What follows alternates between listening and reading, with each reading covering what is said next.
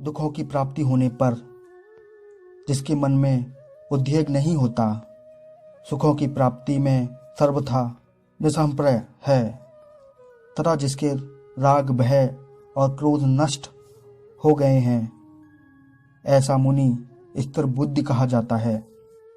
श्रीमद् भगवत गीता में अध्याय 2 में वातावरण में तो ये सब लगातार ही मौजूद हैं।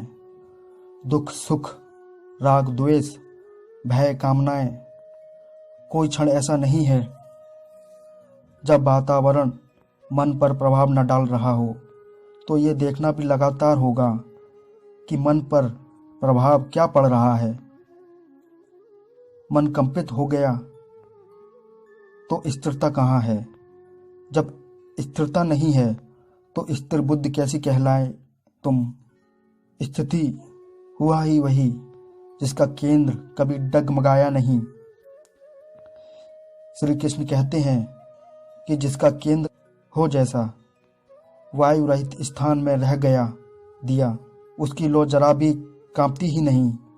निर्वाह जगह पर है वो, जहां पर जरा भी हवा नहीं बह रही, उसकी लौ अकंप है, स्थिर है।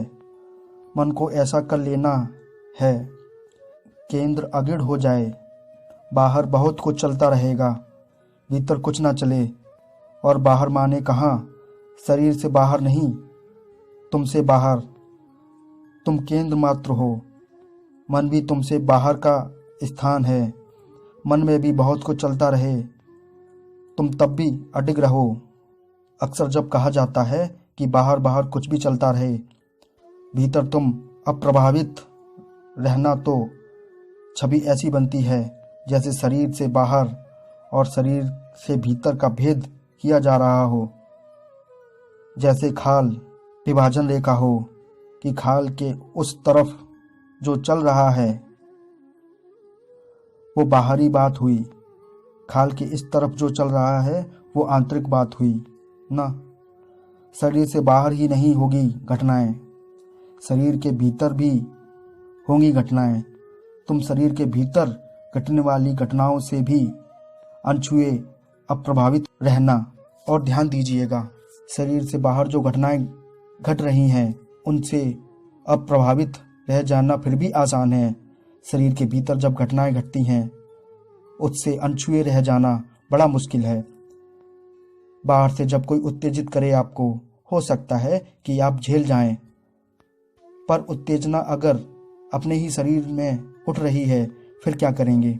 बाहर से कोई कुप्रभाव डाले आपके ऊपर, कुसंगति बने आपके लिए, हो सकता है आप झेल जाएंगे। पर अपने ही मस्तिष्क में अगर कुविचार आ रहे हों, फिर वो सब कुछ जिसे अपना भी कहते हो वो पराया ही है, बाहर ही है। आत्मा मात्र अपनी है, बाकी सब बाहरी है। शरीर को, मन को, मस्तिष्क को भी अपना मत कह देना, ये भी बाहरी है। जितना बाहरी बाहर वालों को समझते हो, उतना ही बाहरी इस मन को समझो, जिसे कहते हैं मेरा मन नहीं है, यह भी पराया मन है। आत्मा अपनी है, बाकी सब पराया है।